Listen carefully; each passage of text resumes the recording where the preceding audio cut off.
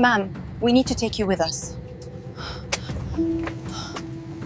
Flight 2847, Chicago O'Hare to Los Angeles, 6:47 p.m. The plane was ready, engines humming, overhead bins closed, passengers settled with books, phones, or closing their eyes for the 3-hour flight ahead. Ma'am, we need to take you with us.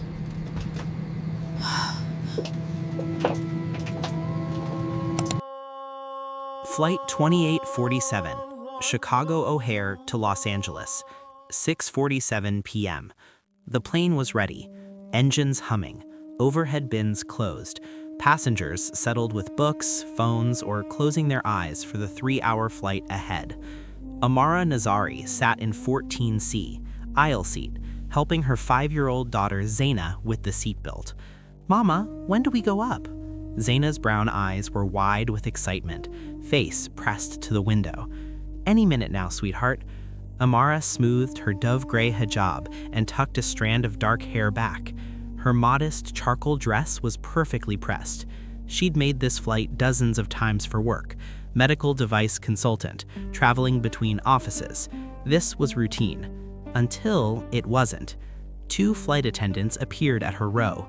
The lead one, name tag reading Bethany, wore a smile that didn't match her eyes. "Ma'am, we need you to come with us." Amara looked up, confused. "I'm sorry?" "You need to step off the aircraft, please." The words hung in the air like smoke. Everything stopped. Conversations around them faded, heads turned. A man across the aisle lowered his newspaper. Someone 3 rows back was recording, and in exactly 4 minutes, everything was about to change. "I don't understand," Amara said quietly, her hand instinctively moving to Zaina's shoulder. "Is there a problem with our tickets?" "Ma'am, please don't make this difficult." Bethany's voice was louder now, professional but firm, making sure everyone heard. "But why?" "Security has flagged your boarding pass. We need you off the plane." Security. The word echoed through the cabin. Amara felt every eye on her. The businessman in 14D shifted away slightly. The teenager in 14B pulled out her phone. "Mama?" Zaina's voice was small, scared. "What's happening?" "It's okay, baby, just a mistake." But Amara's hands were shaking as she unbuckled Zaina's seatbelt. Her throat was tight. This wasn't the first time, but it was the first time in front of her daughter. The second flight attendant, younger, uncomfortable, stood in the aisle, blocking any path forward. The only way out was back, past every judging face. The walk began. 14, a woman clutched her purse tighter. 13, a man whispered to his wife behind his hand. 12, someone's phone was definitely recording now. 11, figures, a voice muttered. Amara held Zaina's hand, head high despite the burning in her chest. She'd done nothing wrong, nothing, because someone in first class had just looked up. They were escorted to the jet bridge, not inside the terminal, not to the gate, just there in the weird liminal space between plane and building. A TSA agent was waiting, badge, stern face, clipboard. "Miss Nazari." "Yes?" "I need to ask you some questions." "About what?" "Your travel patterns have been flagged as irregular." Amara blinked. "Irregular? I travel for work. I fly this route twice a month." "That's what we're checking." He flipped through papers on his clipboard. "What's the purpose of your trip?" "Work, client meeting in LA tomorrow." "What kind of work?" "I'm a biomedical consultant. I work with hospitals on surgical equipment procurement." "Where?" "St. Catherine's Hospital in Pasadena. I can show you my emails, my calendar." "That won't be necessary." But he didn't look up from his clipboard. Minutes passed. Zaina was crying softly now, clinging to Amara's leg. Other passengers from the plane were streaming past them into the terminal, staring, whispering. "Can my daughter at least sit down?" Amara's voice cracked. "She's 5 years old." "This will just take a moment." But it didn't. 5 minutes, 7, 10. Through the jet bridge window, Amara could see the plane, still there, waiting. For what? "Miss Nazari, have you ever been to—" The TSA agent's phone rang. He frowned, answered. "Yes?" His expression changed. surprise, then confusion, then something like concern. "Are you sure? When?" "I see. Yes, she's here." He lowered the phone slowly, looked at Amara differently now, not with suspicion, with something else. "Ma'am, we need to return you immediately to the aircraft." "What?" "Right now. Please come with me." The flight attendant who'd removed her, Bethany, appeared again, but her attitude was completely different, almost frantic. "Miss Nazari, I'm so sorry. There was a terrible mistake." "A mistake?" Amara's voice rose. "You humiliated me in front of everyone, in front of my daughter." "I know, I'm so sorry, but please, we need to get you back on board." "Why? What changed?" Bethany and the TSA agent exchanged looks. "The captain," Bethany said carefully, "has requested you specifically return to the aircraft." "The captain? Why would the captain—" And then it hit her. Oh no. They rushed her back down the jet bridge. Zena was confused, still crying. Amara was trying to process what was happening. Captain Reeves. She hadn't connected it, hadn't thought about it. The flight number, the route. She'd booked this flight last minute because of the meeting schedule. She hadn't checked the crew roster. The plane door opened. Bethany stepped in first. "Ladies and gentlemen, we apologize for the delay. We had to verify. We had an issue that's been resolved." Amara stepped back into the cabin. Every eye was on her again, but differently now. The whispers were confused, uncertain. She walked past row 11, row 12, row 13, back to 14C. As she sat down, buckling Zina in again, the intercom crackled. "Ladies and gentlemen, this is Captain Reeves from the flight deck." Amara closed her eyes. "I need to make an announcement that's personal, and I apologize for that, but I also need to correct a serious wrong that just happened on my aircraft." The cabin went silent. The woman who was just removed from this plane and has now been returned is Dr. Amara Nazari. She holds a PhD in biomedical engineering. She has personally saved over 400 lives through her work developing cardiac monitoring systems. Pause. "She's also my sister." Gasps rippled through the cabin. "My sister converted to Islam 15 years ago when she married her husband, who passed away 3 years ago from cancer. She's raised their daughter alone while maintaining a career that literally saves lives every single day." The intercom crackled slightly. Captain Reeves' voice was tight with controlled emotion. "Today, she was removed from this aircraft because someone complained that her appearance made them uncomfortable. No security threat, no legitimate concern, just prejudice dressed up as caution." Amara felt tears streaming down her face. She wanted him to stop. This was too much, too public, but she also understood why he was doing it. "I'm ashamed that this happened on my plane. I'm ashamed it took my personal intervention to fix it, and I'm ashamed that my sister has to live with this happening not just today, but countless times before." Silence in the cabin. You could hear the air vents. To the passenger who complained, "You're welcome to leave this aircraft right now. I'll hold the door, but my sister stays. If anyone has a problem with that, you can speak to me personally after we land." No one moved. To my crew, "We need better training. This should never have happened." To my sister, "I'm sorry. I love you." The intercom clicked off. For a moment, nothing. Then from first class, someone started clapping. Then someone else. Then the entire cabin erupted in applause. The businessman in 14D who'd shifted away from her earlier turned with tears in his eyes. "Ma'am, I'm so sorry. I'm so deeply sorry." The teenager in 14B who'd filmed the removal was openly crying. She reached across the aisle. "Dr. Nazari, I posted about this online. Should I delete it?"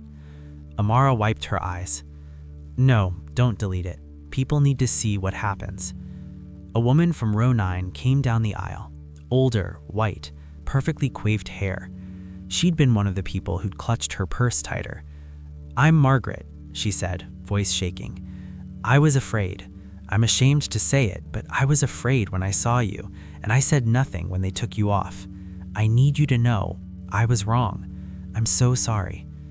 Amara looked at her for a long moment, then nodded. Thank you for saying that.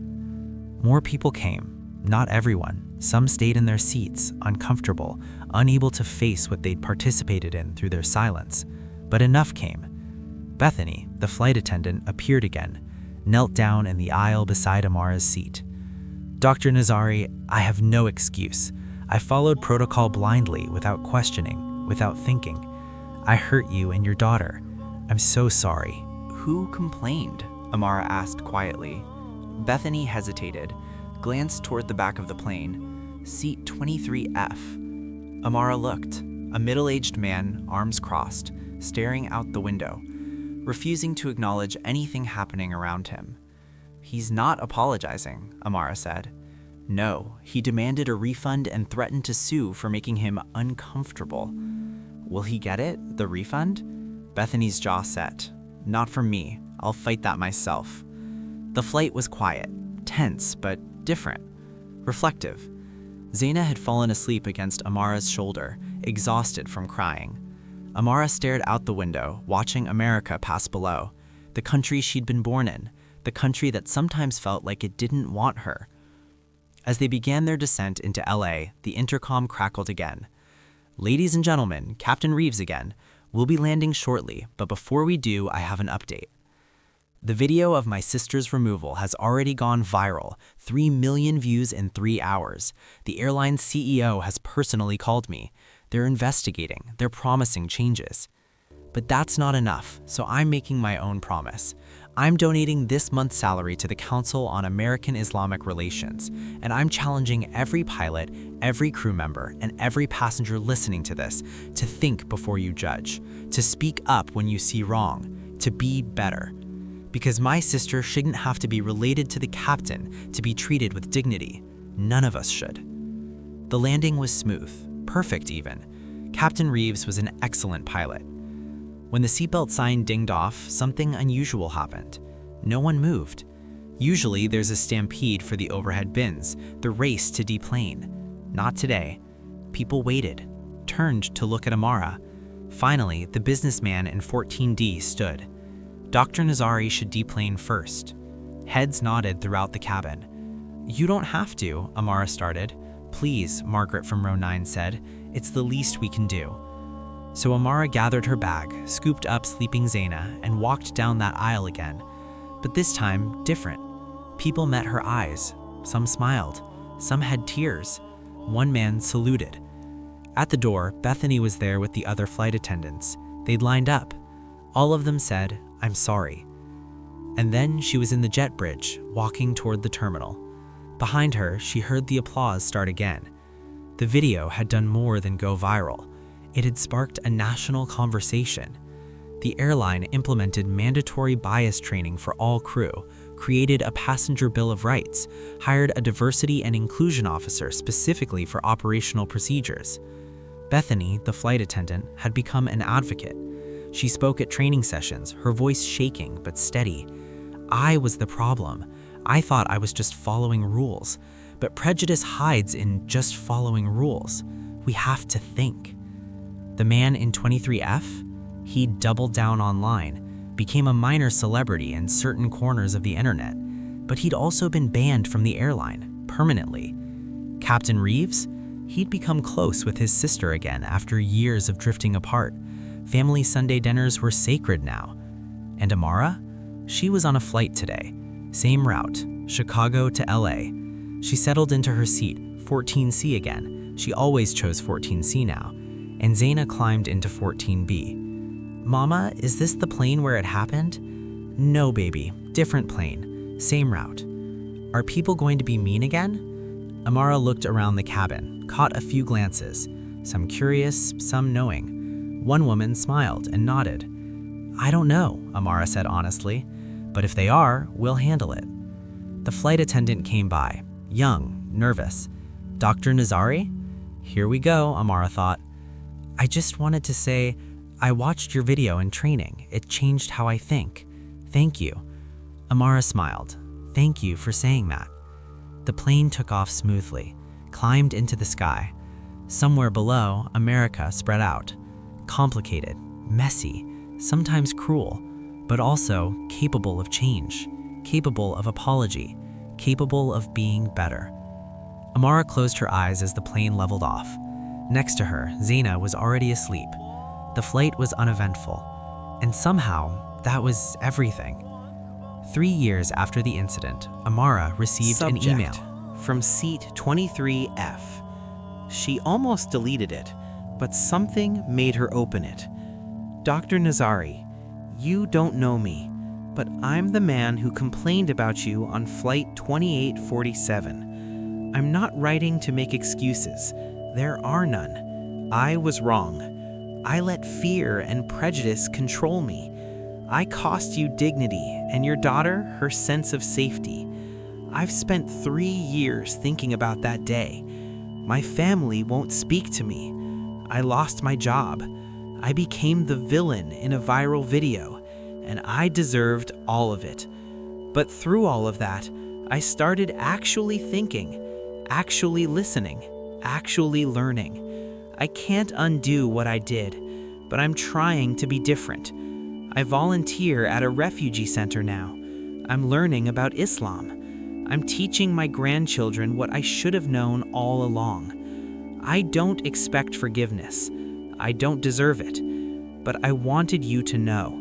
Your grace that day changed someone, even someone like me. I'm sorry. Amara read it 3 times. Then she hit reply. I appreciate your email. The work you're doing now matters. Keep doing it. Not for me, for the next person, and the one after that. Amara. She sent it, closed her laptop. Zaina was 8 now. Smart, curious, strong. Last week she'd asked, Mama, are you still scared when we fly? Amara had thought about it. Sometimes, but I'm also hopeful, because people can change, and that's worth fighting for. That's the lesson. Not that discrimination will disappear overnight, not that saying sorry fixes everything, but that speaking up matters, that being seen matters, that changing your mind is possible, that grace can transform, one person, one moment, one choice at a time. The next time Amara boarded a plane, she walked down that aisle with her head high, not because the world had become perfect, but because she'd decided that her dignity wasn't up for debate. And that was enough. That was everything.